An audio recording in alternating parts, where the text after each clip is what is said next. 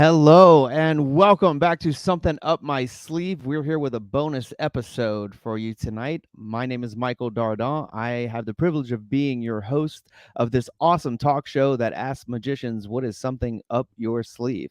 And we've had many amazing world-class magicians on the show, including one that is making a return. He was actually on episode 2.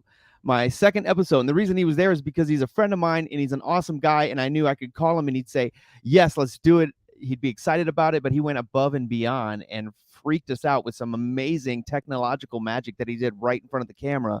And that is, of course, Trigg Watson, who has now gone on to go beyond the Zoom call and just wowed everyone on America's Got Talent. He's got several awards under his belt. In fact, went all the way to FISM to represent North America, and now he's seen all over the world. We want to talk to him and find out a little bit behind the scenes of what it was like to be on the show and what the process was.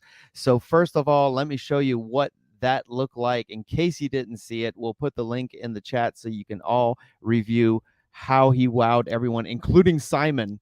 We're going to ask him about that. So here is Trigg on America's Got Talent.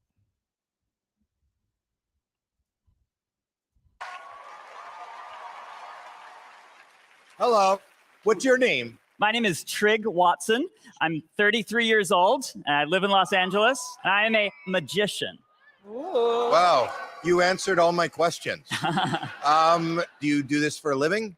I do. I had a job in tech for a while, but then I decided to combine it with my passion for magic. Okay, but why AGT?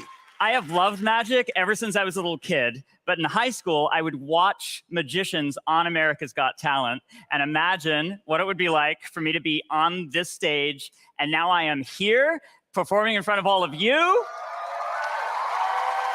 I am here to show that 16-year-old Trigg that his dreams came true. And he'd be freaking out right now. What's the dream? Well, the dream is to win AGT. Do you think you could win? I do. Absolutely. Wow. I can't wait to see the magic. Thank you.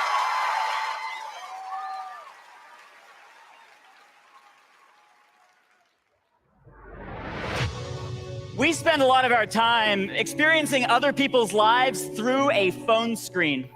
Do you ever watch people's videos and imagine jumping inside their world for a second? These stylish headbands are actually silk pocket squares, and they're really easy to... Oh, wow. I hate going to the movies with my little brother. I mean, every time we go, oh my God. Vegan chicken noodle soup. No.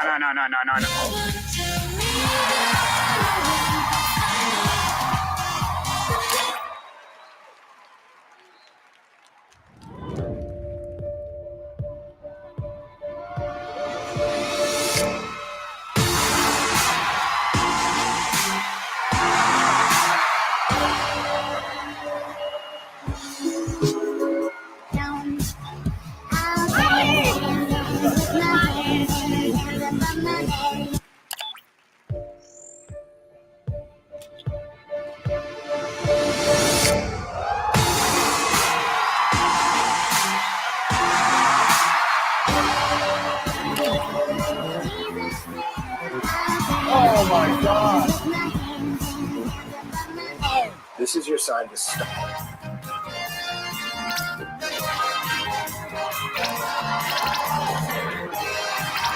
How does it make them look I don't know. Wow, you can really dance.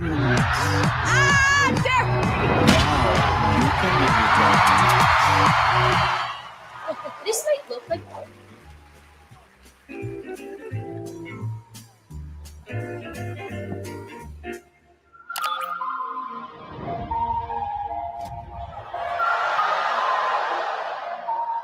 Standing up the valley, got the watching your attack, but it's gentle as the formerly. Running with your smile, you've been down for a while, and I'm wishing it was all for me. I was here for the first cry, but you walked the thin line, so I told myself, I will hide on your love.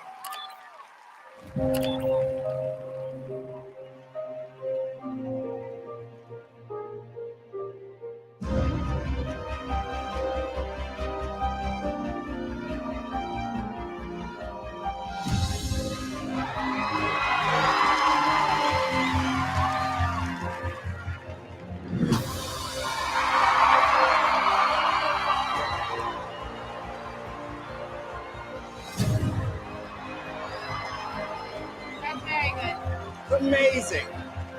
Wow!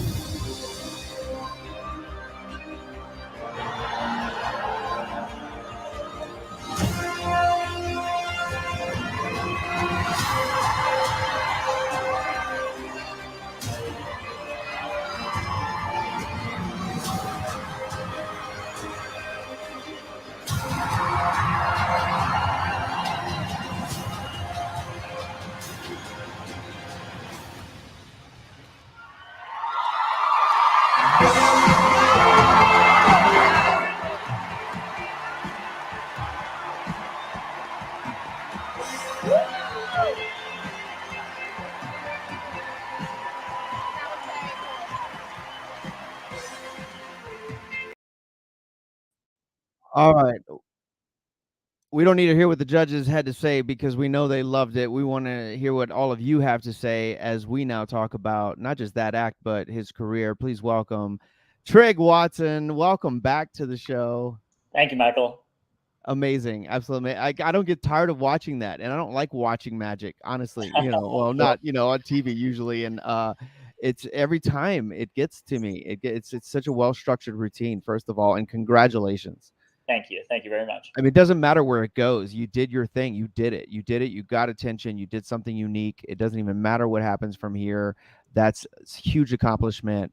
And I couldn't be more happy for you. I've learned, I've sort of danced around this show long enough to, kind of go in, with a good sense of what a win is on AGT. And I've learned, from some challenging experiences in the past that, just your act airing, let alone, how the judges respond or whether you not go on, just having your act air in full, on an AGT episode, that feels like a win. So yeah, I feel the same way. I'm just very grateful, regardless of where this goes from here, that I got to share it. What are some of the things you've noticed, because that it is a huge accomplishment to be in front of that many viewers, and that's why I was like so quick to like call you, grab you while I can. What are some of the instant things you've noticed with that type of viewership? Oh, well, I'll tell you a story. If you've got the time, I assume you've got the time. Yeah, of course, absolutely. So, I knew that.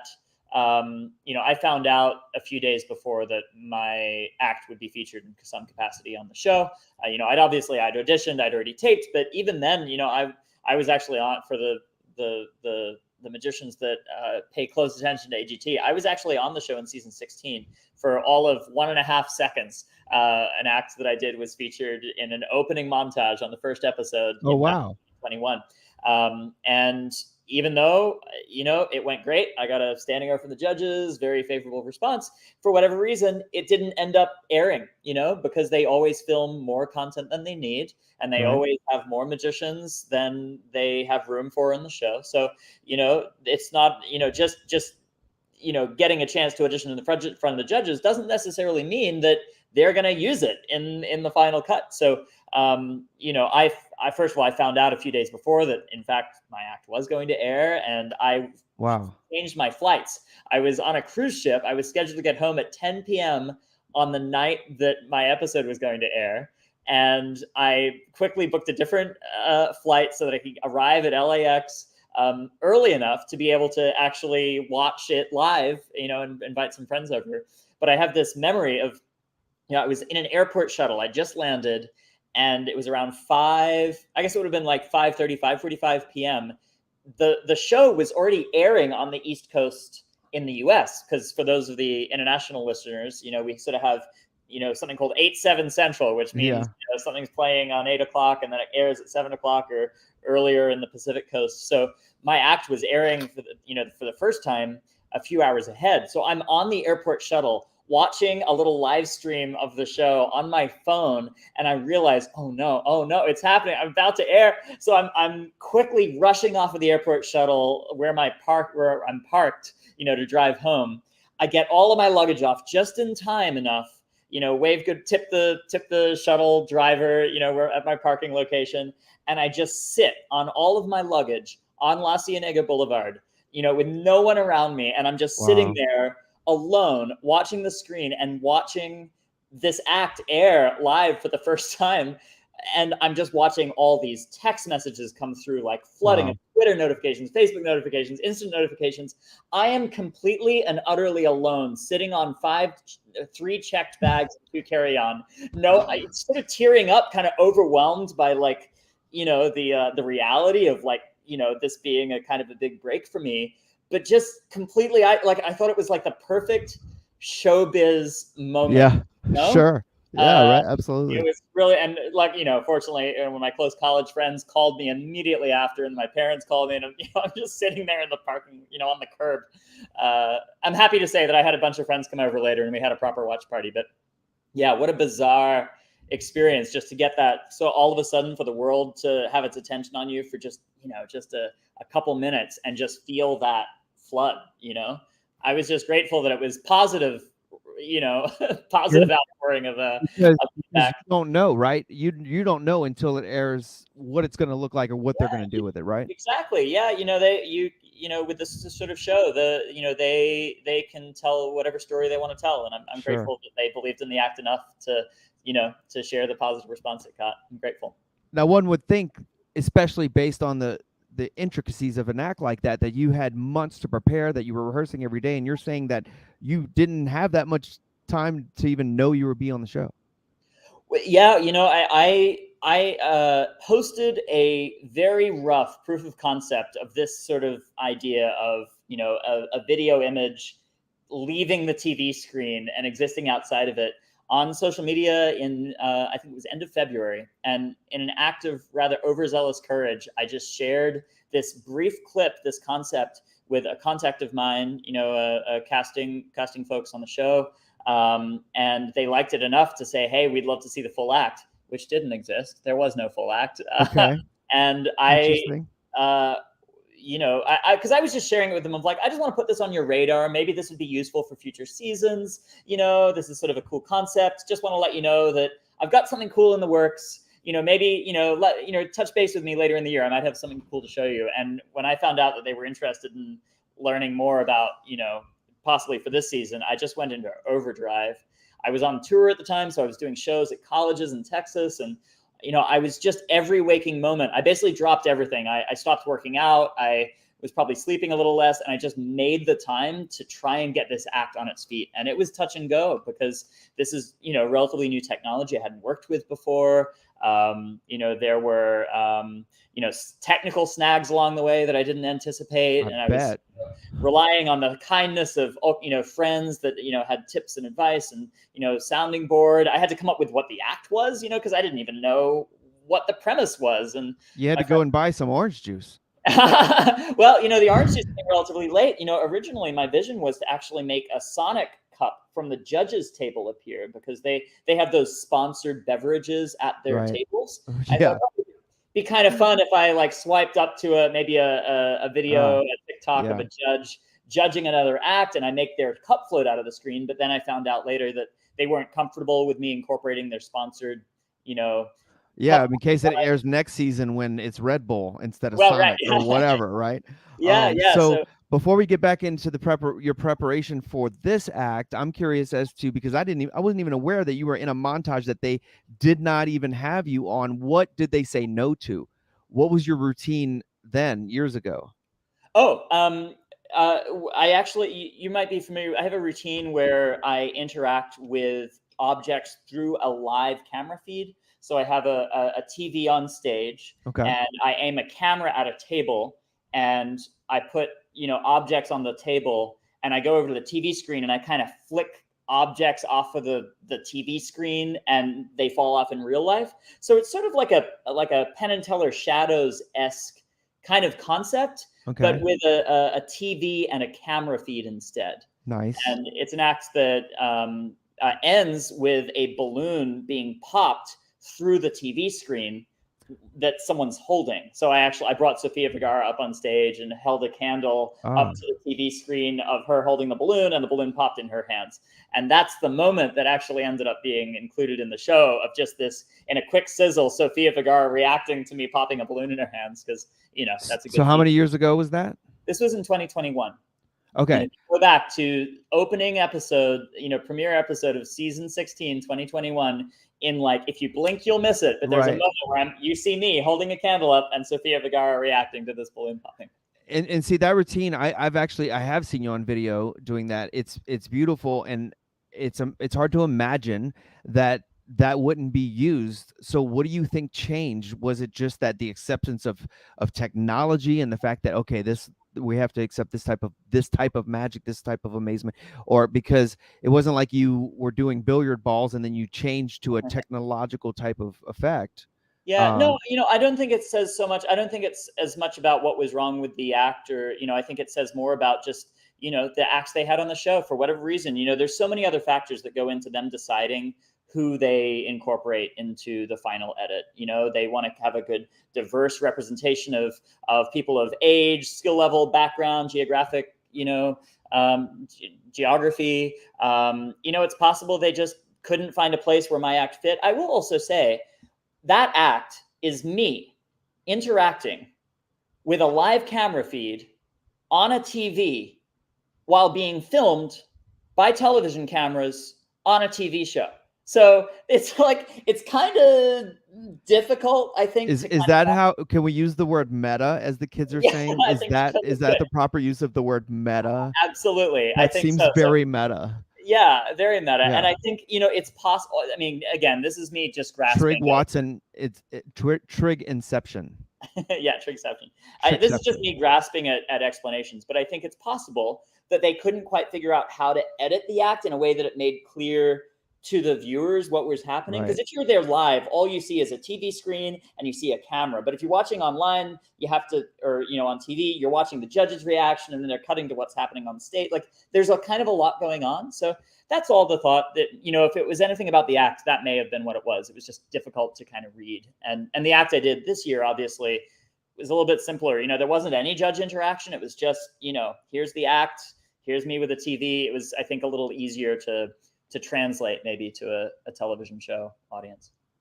That actually, in talking about your preparation, your rehearsal, that leads to a question. What kind of time did you have with the camera crew to discuss angles and how it was shot? Yeah, I think I don't know if you've noticed, but I've certainly noticed an improvement in the way America's Got Talent kind of treats magicians. I think if you look on the early days of like episode 1, season 1, season 2 of AT, often, the magicians were often brought on. They had to, regardless of the scale of the magic they were doing, they'd be expected to be on stage. And the producers didn't seem to really know how to treat magic with as much respect. And, often if something didn't go well, they'd lean into that and kind of, victimize, make the magician kind of come across as like not really put together, even though maybe just the circumstances weren't right. And, I think over the years, America's Got Talent has gotten really savvy with what makes magic look good. And I think they've realized that when they help make the magicians be successful as they can be, the television audience responds really favorably. And magic has become really popular on the show, I think, because they've learned how to work it. Magic isn't easy to translate to a television medium, and it takes practice, and that's why, magicians hire TV consultants and people that know how to make magic work. Right. So, I think that's a big part of it. I think Shin Lim or, even Matt Franco winning in recent years, the AGT producers realized, we can have our magicians come up to the table where the judges are and show their magic close up. We don't have to force them to be on stage. And, they've gotten really good about, I think, working with finding ways to make the act that the magician has work in that environment and kind of collaborate directly with the magician. And I'm happy to say that was my experience, that when they decided that, they wanted to feature my act in the show and tape it, they were prepared to find out, what I thought would be, what format was going to help make it look as good as possible. So absolutely, we had a tech rehearsal in advance, the day before, to, set on stage and for me to place my props where they need to go and, and have people looking, where the judges will be and get a sense of what's going to look good and figuring out, how can we best take what is a really good live performed act and make it look as good, on a camera. Sure.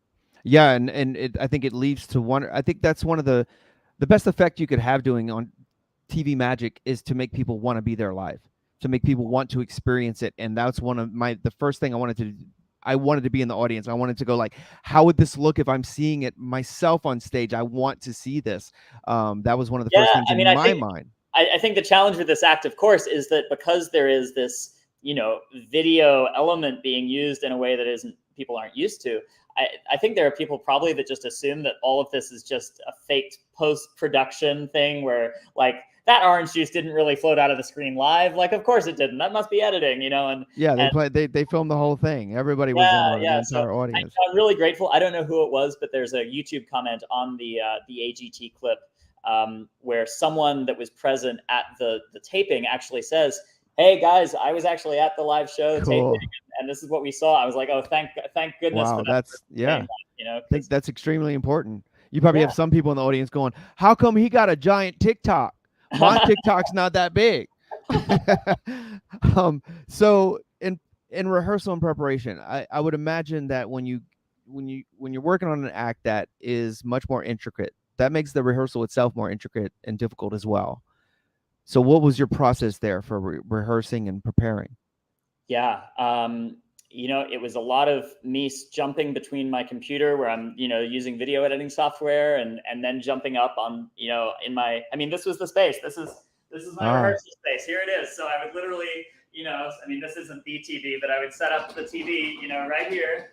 And then I'd put a camera right here and I would just run the act. And then I'd look back at the tape and see how it went. And, see how good it looked. And, I would film proofs of concept and send it, along to, people I was collaborating with. My good friend Kyle Marlette is one of my favorite, sounding boards and people that, he's someone I work with a lot, just when we're working, we always help each other with other ideas. And, I'd send him stuff like, "Hey, what do you think of this?" And, he'd say, "Oh, it doesn't look good. Keep working on it." Or, I don't like the way you're handling this, or you're palming this weirdly. We got to fix that.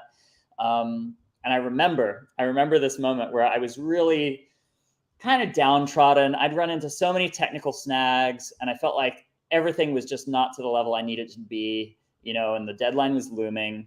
And, I'd gone through so many iterations with that Sonic cup appearance idea. And then we had the idea to use the orange juice and, ended up finding someone to help, basically, creating that video, which I can talk more about because it's a fun story. But, once I got the orange juice content sorted out video wise, I did a first take where I just set this up in this room and was like, and made that orange juice appear in this cloud of orange smoke. And I sent it to Kyle and I didn't know if it looked good. Like I was so far in it, I couldn't even appreciate, how it looked.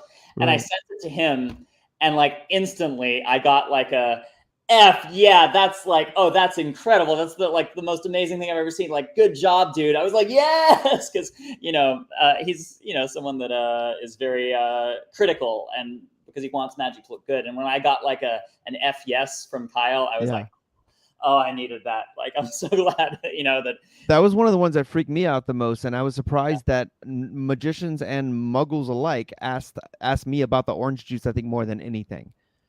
It's up until then they're like, okay, maybe maybe it's video tricks, whatever. But for some reason, that orange juice appearing just took it to another level. And you can see in the judges' faces as well that's when they were just like, okay, I'm done. I don't know what the lines of reality are anymore. Right. Yeah, I think what's really fun about that effect specifically, I think, is that so much of we've seen a lot of video to life magicians. I am certainly not the only magician that has played around with taking stuff out of a screen. Simon Piero, Tony Chapek, David Copperfield, Mark Wilson back in the day.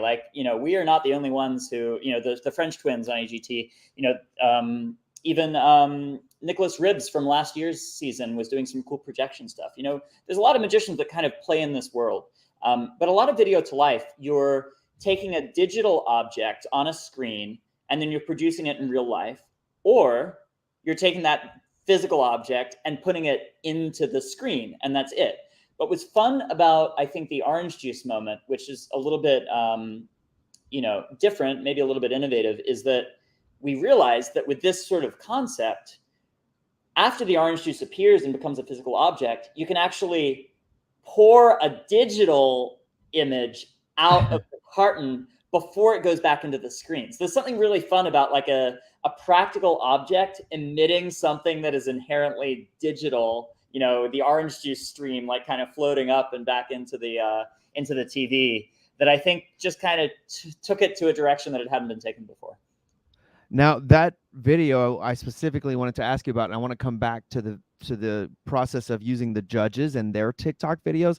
But what the kid with the eating breakfast, is that one that you already was aware of? It seems completely impromptu of something that you're like searching orange juice videos and had yeah that. Well, I don't mind tipping that. A lot of the TikTok videos I found in the act, like a lot of the judge ones, were legitimate TikToks, because I couldn't go to Heidi Klum and say, hey Heidi, can you film something? Sure. I'm gonna blow you away with it in a few weeks. So I had to just work behind the scenes. But the orange juice was actually an idea that again, my buddy Kyle and I kind of jammed on together. Originally, once we found out we couldn't make the Sonic cup appear, I just knew like the act needed something beyond just like traditional sleight of hand manipulation. Like I wanted to make a large, because, I have enough real estate with this hologram kind of tech that like I knew I could produce something larger from the screen. And I knew it would just be a real like, punch in the gut kind of moment if I could make something really sizable appear that's bigger than a fan of cards, So I kind of had this concept of how I could orchestrate that appearance. And the question was, well, what is that object going to be? And we thought, oh, maybe it's a vase of flowers. We had the idea of maybe a couple that's celebrating a wedding and they have a bottle of champagne, and maybe the champagne, flies out of the screen. But then, we weren't sure if alcohol was like good for, an AGT family friendly. Sure, right. Got that knocked down. And then I think it was Kyle who said, what about a kid with orange juice? And we're like, oh God, now we need a cute kid. Right. That's what's fantastic, because what do people look at TikTok? Cats and cute kids. And here you have this adorable kid. Someone's going to write a song about this kid with the orange juice. It's going to be bigger than the corn song. Right. You watch and see, just because they love his reaction. The kid was great. I regret not finding a way to include a kitten in my scrolling videos, because that was probably the one thing that was missing. But but that could be the next one. That might be the next one. Yeah. And actually, like orange juice, just a floating kitten, just I don't think anything could top, pulling a kitten out of a giant screen. So I'm getting a little ahead of myself, but we don't know like what is next, or what are you able to talk about? Because I don't know where it go. Like, obviously they all loved you, and then do you continue? How many rounds? What happens at that point? Yeah, well, I'll answer that question, but first, I'm not done with my orange juice story. So we had to. I'm so sorry. No, let's get back to it. I love the orange juice. Yeah. We had to find a cute kid, and I'm so grateful. My friend Scott, we just thought, oh my gosh, our friend Scott has a kid, and he's adorable because he posts adorable Facebook pictures. And I was so grateful. I just texted Scott the weirdest text ever, which is, "Hey man," and I showed him this like mock-up video of me pretending to be a kid spilling orange juice and like receiving orange juice in the video, and said, would you be open to us doing this but with your son? And he was down. I mean, he was willing to have us come over to, have me come over to his house. We set up this this weird rig to like have orange juice pour. And I mean, his son is a toddler. Like, we weren't sure how he was going to respond to it. And originally the idea was that he would accidentally spill the orange juice and then I would refill his cup. But the first take, he poured the orange juice intentionally onto the waffles. And we thought, oh, well, that's hilarious. That's amazing. Let's just keep it. So that became the act. But the problem was that, like any kids, they're really great to work with for the first few takes. And then they get tired and bored. And, and the problem was that, like, it took us a few takes to get the orange juice working the right way. So as his patience went down, the quality of the orange juice pouring went up. So it was a perfect storm. But we eventually got a good take. And yeah, it was just, I'm just really grateful that we were able to snag that. But that, just those are the moments where you're like you're standing on a chair, pouring orange juice through a funnel on a toddler's waffle. And you think, how did I get here? What life decisions did I arrive at that I'm doing this on a Thursday morning. So Yeah, where's my guidance counselor on that one? yeah, Right? Yeah. yeah, exactly. But you asked me a question about what happens next, right? Yeah, Kind of because like we top, what can you top that with? Well, a kitten. Well, do you have to top that, and what happens next? Yeah. So the way AGT has gone through a few iterations in terms of how the competition is structured, but currently in this current season, what happens next is there is a round called Judge Cuts, and this is where the judges look through all of the acts that they sent through. Gave 3 or 4 yeses to. Okay. They look at headshots of all the acts, Polaroid pictures. I think they hang out at Simon's living room and like just look at all these acts. Wow. And they decide of those acts, which of them are they going to push through to the live semifinal round. So just getting through the first auditions doesn't necessarily mean that you get to perform again in front of the judges. Okay. So that will happen once the auditions are done airing. I'm not sure how many audition episodes there are left, but I'm guessing sometime in July, the Judge Cuts will happen. And if, fingers crossed, I make it through the Judge Cuts, then I would have the opportunity to perform in the semifinals rounds that will happen. They'll air live in August. Wow. All right. Good to know. I think everybody's going to want to stay up with your career and figure out, what happens next, and of course, be rooting for you. Yeah, well, unfortunately, I can't afford to wait to find out whether I'm, going to be confirmed or not, because the next act I want to do is pretty ambitious, and I'm basically just preparing as though I'm going to be given the opportunity. And if it happens, great, and if it doesn't, hopefully I'll find some other way to use, what I create for, yeah, you have something amazing, and now you've got the exposure from it. Can I lend a hand as a bit for you to maybe consider? Please. Like when we went to Italy together, remember that? Well, now my bit.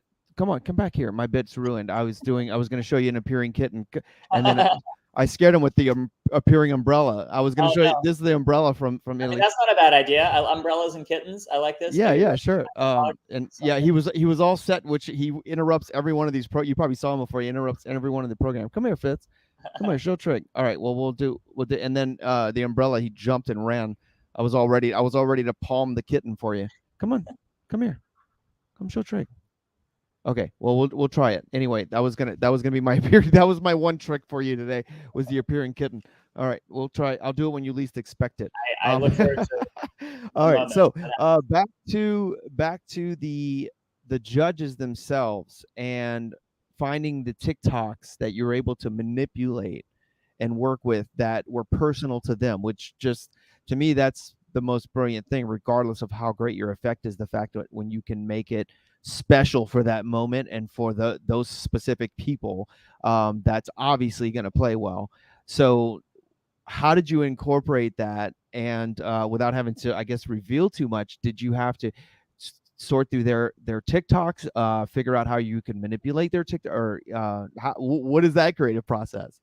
Yeah, man. Well, I think that was a turning point, when I felt like, oh, okay, now I know what this act is. I've got something good here, because originally, at first I didn't know what the act was about. I was pulling stuff I had the TV set up horizontally, and I was just having objects, float out that way. And then my friend Kristen was like, well, what about if you were interacting with social media videos? And at first I discounted it. I said, yeah, but then I have to have the vertical TV, and that's going to make everything so much harder. And, that's just going to be a pain in the neck. And I just thought about it. I was like, all right, gosh darn it. I'm going to have to do this, because that makes so much more sense, in the modern day. Like, of course a magician should have a vertical, because that's how we consume content, is vertically. Right.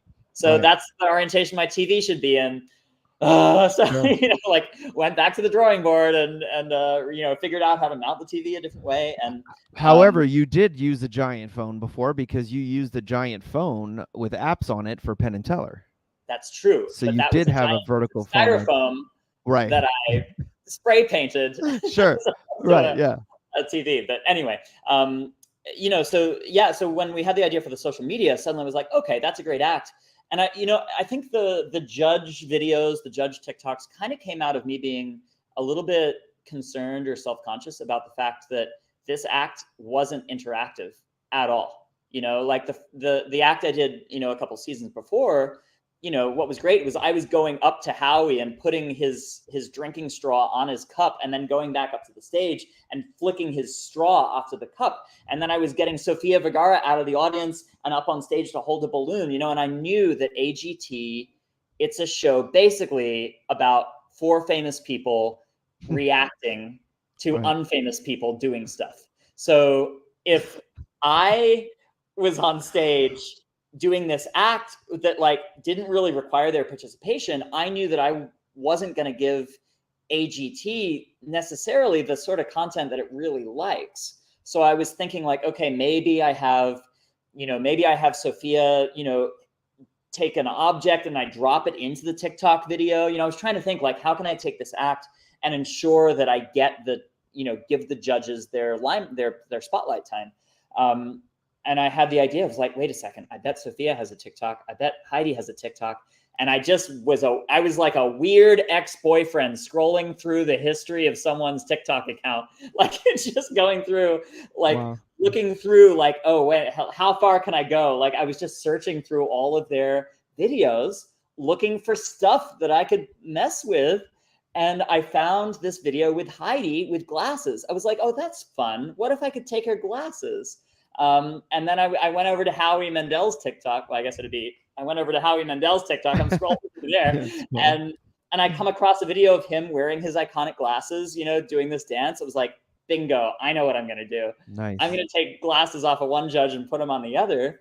And then it was just a matter of figuring out what, you know, tech video wizardry I needed to do that. And I will confess, I have some pretty poor first attempts at like Howie without glasses that look absolutely terrifying, you know, like, cause I had to, you know, basically doctor these videos, Right. you know, like, you know, pluck the glasses off the screen. And I didn't have like footage of him without glasses in that video. So I had to do a whole bunch of like behind the scenes weird, you know, like composite graphics work and had a little help. But yeah, I have some very scary looking images that if I shared with Howie and Heidi, they might have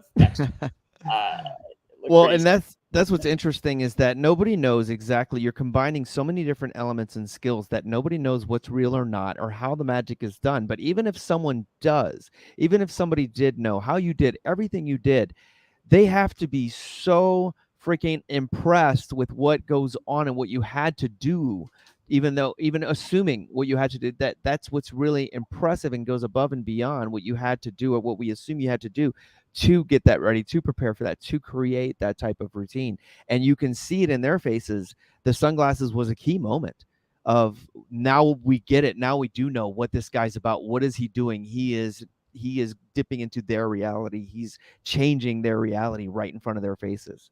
Yeah. You know, I'm really grateful that, you know, the response, you know, it had the response it did. You know, I think the challenge with that act for me is, I mean, you and I went to FISM together. You know, we know what it's like to try to bring an act as close to perfect as we can to really put our best foot forward and present an act that we've rehearsed for months and years to like get ready to put in front of, you know, the biggest competition, you know, for magicians in the world. And I know how many years and hours and months of rehearsal went into creating, you know, my competition act when I was in the magic competition circuit. And I felt this sort of internal guilt of like not having that amount of time to be able to prepare for this arguably much larger, you know, spotlight opportunity for, you know, on AGT. And, you know, just sort of having to come to the difficult conclusion that done was better than perfect. And that this act was cool enough on its own that even if the sleight of hand wasn't going to be as perfect as I wanted it to be, and even if, you know, the individual sleight of hand moments weren't as crisp or as complex as I wish I would have had more time to develop, I just had to trust that the concept on itself was magical enough that, you know, people would still appreciate it. So, you know, it's tough. You know, I'm very proud of the fact that I was able to, you know, with me relying on a lot of help and feedback from my friends, you know, put this act together. But there's also a little bit of magician regret because I was that 12-year-old on YouTube back in the day like ripping apart acts I saw on TV. Like, why didn't they rehearse more? And why didn't they practice more? And that looks really obvious. I could have done better than that. And, I kind of secretly was hoping that I'd be able to give the 12-year-old version of me like an act that I'd be like, yeah, that was awesome. And, it's tough. You always just want to do your best. And, I wish I'd had a little bit more time to hone things. But, what's been fun for me is that this act exists now. Like the first time I was performing it was on the AGT stage. I'd never performed it in my live show. So over the past few weeks, I've actually gotten to take the AGT act and put it on a cruise ship stage and put it in a school assembly show that I had last week. And I already have so many different ideas of how I'm going to make the act even stronger than it was a few months ago. And that's where I'm kind of getting my little magician redemption, is like, when people come to see it live, they're going to see an act that's even stronger than what they saw, on YouTube. And that's one thing that I learned about you early on. I think way back when we performed together in Indianapolis, is how rehearsed you are and how dedicated you are to being precise, to being rehearsed. I could see that in the time you spent on rehearsing just for that stage performance we were doing, and that followed you all the way through FISM, where there's no doubt in anyone's mind that you are prepared, that you are making sure you're ready to go. And that's, I think, something that it's a huge takeaway for people, of if you could even reach 50% of the level of Trigg's preparedness, then you're doing good. Then you're doing something right. I would. Well, I wish I felt that prepared recently, but I think it's more about it's being as prepared as you can with the time you have. Yeah. There's I can't remember who says this quote, but there's a quote I really like, which is, start where you are, use what you have, and do what you can. Nice. I think that is the answer pretty much. It's like the answer. It's like somebody write that down. It's like 42 in Hitchhiker's Guide, right? It's just like pretty much regardless of the situation, that is all we can do. We have to start where we are, use the stuff that's around us, and do our best in that moment. And in some cases, it won't even matter, which is, I was worried it wasn't going to matter for you, because I've got to ask you about this. While all the judges were supportive and blown away, there was one in particular that seemed determined to hate you from the get-go. He was, for some reason, Simon seemed like he was not going to accept you, which I've heard people say that he loves magic, so it didn't seem like it should be a magician thing. But I'm wondering, was that planned where the producers go, hey, this next guy, just pretend you don't like him? Or is there a history there we don't know about, where Simon, he had a reason to go like, whatever, dude, impress me? Yeah. No, to my knowledge, I haven't done anything in a prior life or a prior circumstance to frustrate him. I honestly, I'm a cog in a much larger AGT machine. I'm not privy to, I have no idea what goes on, between judges and producers. I wasn't given any reason to believe that, he was asked to have a certain attitude at the beginning, though. Who knows? He looked at you like backstage. You just said something about his mama, and he was just like, "This guy." Like that was the look he had on his face. Like he was not gonna like you, and you had to force him and turn him around, and then to the point where he had no choice, where there was no way nobody was gonna buy it. They knew he was impressed. If anything, he gave me a gift, because I think AGT and all the Got Talent shows, it is a reality TV show pretending to be a talent contest. Sure. And it is, the story is king. And honestly, there are times where I think people sort of begrudge that, but also as human beings, we will always care about the humanity behind someone way more than the skill they're displaying. It's true in theater, in our shows as well. Often the pieces of magic that get the strongest response aren't the big flashy things. It's the moment when a magician is real and you feel like you're really connecting with their heart. And that's what AGT is about. It's connecting, the hearts of the performers with the hearts of the viewers. And, if Simon rolling his eyes at the beginning meant that I now get to tell the story that, Trigg did an act and changed Simon's mind, where Simon was sad or bored, and then Trigg did his magic, and then Simon was happy about it. Like, that's a great story to be able to share with people. Sure. And, I appreciate that.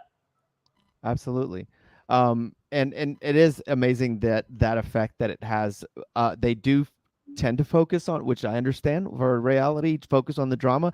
Were there discussions about drama for you, or where it wasn't going to be about, like, you weren't going to come out and just introduce yourself? You were going to come out and say, I didn't learn to tie my shoes until I was 12, or like, was I there was a any? 14. I was a late bloomer. No, yeah, I mean the show, you spend a long time on the AGT set when you're there. Your performance is a small part of the piece.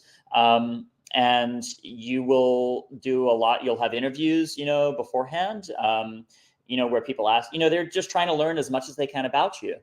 Because again, it's about connecting your heart with the heart of the viewers. And if there are stories in your life that they think the viewers will connect you and make you a more well-rounded, person that they can connect with emotionally, then they want to hear those. So, I had some interviews in advance with producers, and sort of, with on camera, them asking me about my life, what I've dreamed of doing, maybe certain challenges that I've had along the way.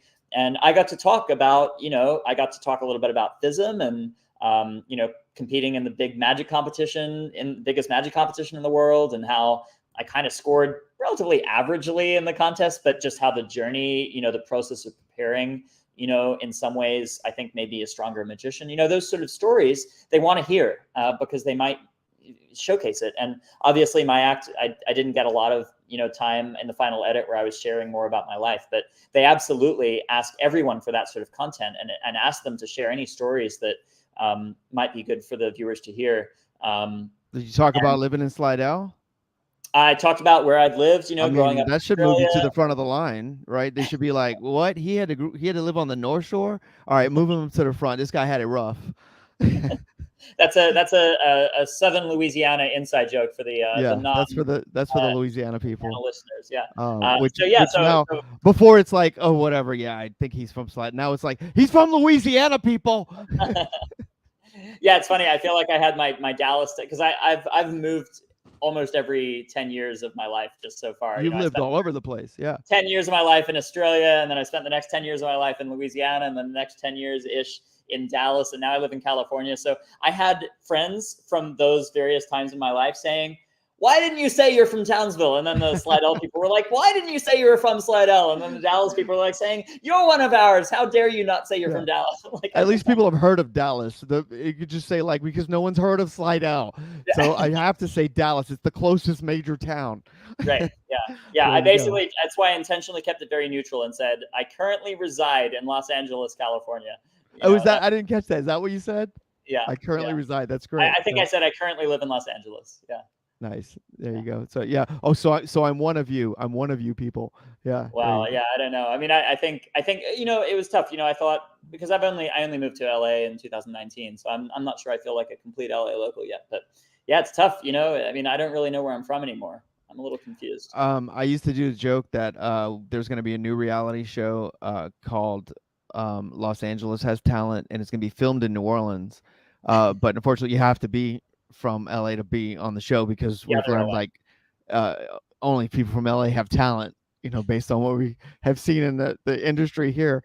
Yeah, I used to do that joke. But anyway, it's I don't think they cared where you were from. That you wowed them, and that's what's important. And we can't wait to see what happens next. So I want to be able to have you were in the Magician's Pose contest on episode 2 of the show, and I have another Magician's Pose contest with you as a contestant.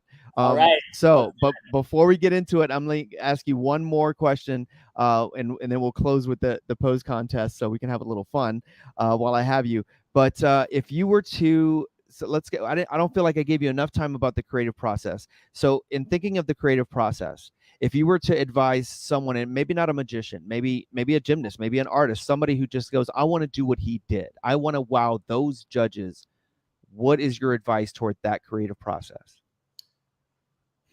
I think, the most compelling work often comes from when you make your act connect as much as possible with the audience in front of you. So like, I think there is an element of like, as an artist, you want to create something that you would want to see, but there is also something to be said for where you can finding ways to make what you're doing about the audience in front of you. If you're performing for at a bat mitzvah, then you probably want to bring the guest of honor up on stage and incorporate them into the show. Or maybe if you know that the girl is a big Star Wars fan, then maybe doing a Star Wars trick. When we get hired for a company as magicians, we try and find a way to incorporate their product or logo or branding into our show, and we can command higher fees for it. I think magic and art in general is often strongest when the audience can connect. So if I was going to give any advice, and this I think is backed up by a lot of the acts that are successful on AGT, know your audience. If you're performing for, a crowd of people that, attend plays and the theater, then you better have a script and you better have compelling words coming out of your mouth when you're performing at a theater fringe festival. When you're appearing on a Got Talent show in which half of the show is beloved personalities interacting and reacting to what they're seeing, then find a way to incorporate them into the act. Whether it's, bringing them up on stage or just, finding personal interests of the judges and finding a way to incorporate them. I think part of the reason that the act that I did this time on AGT was got such a great reaction is because I wasn't taking an act that I was already doing in my show and just shoehorning it into AGT. I was creating it from the ground up for that show specifically. And I made creative decisions along the way to tailor it to them. So I think that would be, there's certainly plenty of, I think advice that one could take from, that's great. How to create an act, but I think that makes a big difference. Is when make a connection. That's I think that's excellent advice. And it's exactly what you did by using the judges' TikToks. And you made a connection with them and with the entire crowd that was there behind them. And I think that's why you won them over. And then, of course, had to back it up. Amazing skill and ingenuity. So maybe zooming out a little bit as well, I think, the judge TikToks aside, I want to create magic that feels relevant and that the modern audience can connect with. And the truth of the matter is that, when you look at someone's coffee table, there's less likely to be a deck of cards and there's more likely to be an iPad or a phone. And as magicians, I think our job is to create magic with the world that is around us. And the more we can use, props and items, not props, but, devices and items that our modern audiences are familiar with, the more they'll connect to it. So, sort of zooming out a little bit, that's sort of how I approach a lot of my work, is trying to lean into what is the world looking like. And at the moment, we're scrolling through vertical videos. Well, it makes sense for my TV to be vertical then, because that's what's going to connect with, the age that we're in. So, it doesn't have to be just, the specific people in front of you, but also, what sort of work does the world need right now? And it may not be, the traditional tropes that magicians or gymnasts or dancers are sort of using. Try to look around the world and say, what's changed? Okay, how can I incorporate the way the world has changed into my craft and update it and bring it into relevance for a brand new generation? That's actually why I don't even have a cat. I was going to make a cat appear for you to connect with everyone. I borrowed a cat and then cats are highly relevant. Yeah. Just to stay relevant. Exactly. I'm like, people like cats. So people also like kids. And in the last pose contest, let me pull up. I'm going to switch our view here so the video will show up really well. We first have the original photograph. That was the contestant. And that is, yes, this one here. Oh boy. Which is Trigg as a young magician, a very young magician. I'm guessing maybe around Australia at the time, floating a balloon animal. Slidell days. That's a Slidell. I was a late bloomer. I am probably 13 or 14 there, I'm guessing. That looks like it could be Slidell. I'm gonna leave this one up and then go back and show what happened, because I was using this as the photo and then made you compete against 5 ice McDonald's. We're gonna see that in a second, and then you freaked me out and surprised me, as you often do. So I'm gonna pull that onto the screen now. What's harder than taking on 4 magicians? How about taking on not 1 but 5 ice McDonald's? So you're going against 5 ice McDonald's. I mean, can you imagine? I'm intimidated. Right, let me put you back. You should be. Nice. Wait, is that the same vest, Hans? It is literally the same vest. It's the one piece of clothing I kept. Oh no! Wow. I kept it. It's the one weird thing in my closet that I saved from my early magic days. Oh my God. Now, I was going to pit the same picture against these new contestants, but I found another one. And so actually, we get to have a little fun here because we're not pitting this. It just wouldn't be a fair contest. Trigg is a kid, so we're going to challenge him. This is the new one we're going to go with. This is the new magician's pose that Trigg is going to be competing with against several other magicians here in just a moment. So the magician's pose contest tries to find the ideal magic pose and see who wins. So you guys are going to vote. Now, I just had on the that's great. I just had on the last show of Something Up My Sleeve 2 days ago, 2 amazing magicians. So here's who you're going against. This is, so that's pose number 1. This is pose number 2. Is Stephen Brundage holding a rose, and he made his Rubik's Cubes into a heart. Everybody go, "Aw." What a heartthrob. That is a difficult one to compete against. I mean, heartthrob, it's romantic, and what says magician's pose better than romance? But we're not done here because we also have Shoot Ogawa in black and white with paintbrushes. That's who you're going against. You're going against Shoot Ogawa holding paintbrushes, but actually that's still too easy. I thought I would challenge you even further. So not only do you have to compete against Stephen Brundage and Shoot Ogawa, but you have to compete against a second Shoot Ogawa holding not paintbrushes, but bloody stakes because for some reason he's a vampire. So our last guest, Shoot Ogawa as a vampire. Can Trigg Watson beat Shoot Ogawa as a vampire? So that was pose number 4. This is pose number 3, pose number 2, and pose number 1.